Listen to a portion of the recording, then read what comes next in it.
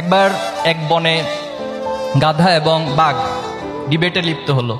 Debate করছে হলো ঘাসের রং কি সবুজ না হলুদ। তোমরা কি জানো ঘাসের রং সবুজ না হলুদ? সবুজ। তো বাঘ বলছে সবুজ, গাধা বলছে যে না এটা হলুদ। অনেকক্ষণ ঘন্টার পর ঘন্টা তর্ক বিতর্ক করলো, কোনোভাবে সমাধানে যাওয়া যাচ্ছে না, দুইজনের অবস্থানে অনড়। তখন সিংহের কাছে গেল, যে বনের রাজা।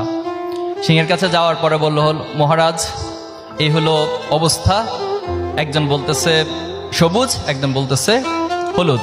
গাধা বলল যে মহারাজ আপনি তো জানেন ঘাসের রং হলুদ, ঠিক না? সিংহ বলল হ্যাঁ তাই তো, ঘাসের রং হলুদ, তাহলে আপনি একটু বিচার করে দেন। তখন সিংহ বলল ঠিক আছে, বিচার কি করা যায়? বাঘ আগামী 2 মাস কোনো গর্জন দিতে পারবে না, চুপ করে বসে থাকবে বনের মধ্যে।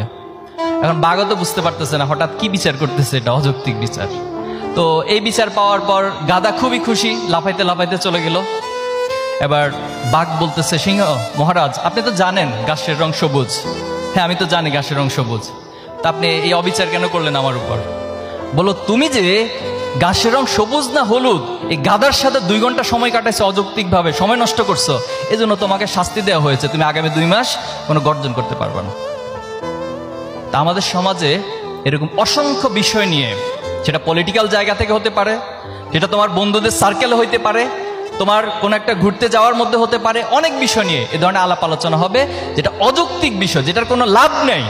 এরকম বিষয় নিয়ে মেহেরবানি করে তোমরা সময় নষ্ট করবে না।